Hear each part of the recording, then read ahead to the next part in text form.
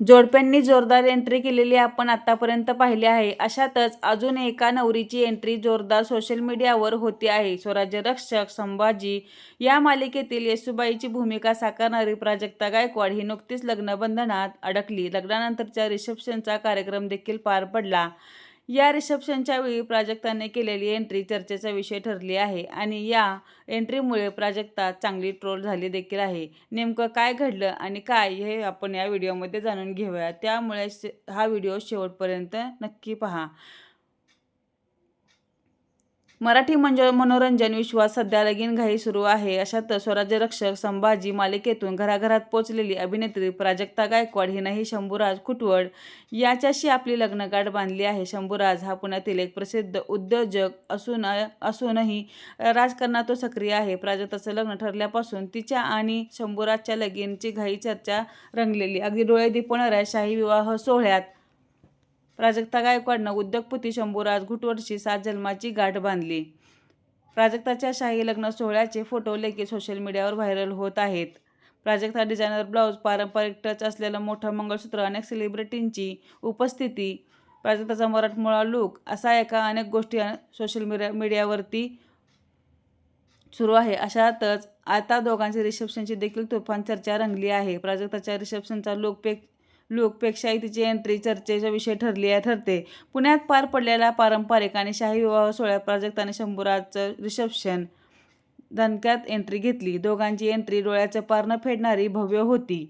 एक भव्य दिव्य अशा नंदीवर बसून प्राजक्ता गायकवाडनं दणक्यात एंट्री केली. प्राजक्ता आणि शंभूराज या रिसेप्शन सोहळ्यातील ग्रँड एंट्रीवर सर्वांच्या नजरा खेळलेल्या पाहायला मिळाल्या. नवविवाहित दाम्पत्याची ही अति ग्रँड एंट्री पाहून उपस्थितांसह नेटकरीही थक्क झाले. मराठमोळ्या परंपरेच्या या शाही थाटामाटाचं सगळ्यांचंच लक्ष वेधलं. प्राजक्ता आणि शंभूराजची नंदीवरून एंट्री होत असताना फटाक्यांची आतिषबाजी करण्यात आली व सर्व अगदी थाटामाटात धूमधडाक्यात सुरू असताना उपस्थित असणाऱ्या लोकांना आणि युजर्सला हे खटकलं. त्यावरून नेटकऱ्यांनी प्राजक्ता गायकवाडला चांगलंच फैलावर धरले. ज्या नंदीवर प्राजक्ता आणि शंभूराज बसलेले त्या भव्य नंदीपुढे भगवान शंकर यांच्या वेशभूषेत एक व्यक्ती चालताना दिसतोय.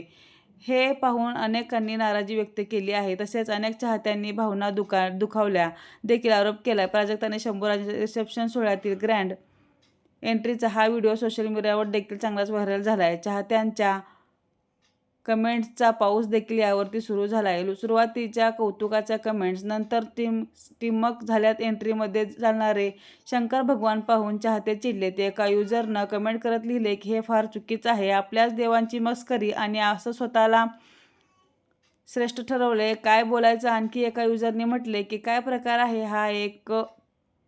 तर युजर म्हणणं आहे की हल्ली प्रत्येक गोष्टीचा शो ऑफ करावा लागतो. हे लग्न स्वतःसाठी करतात की समाजासाठी हे समजत नाही. तर एक मालिका हिट झाली की कलाकारांना एक वेगळाच कॉन्फिडन्स येतो असं देखील म्हटलं आहे.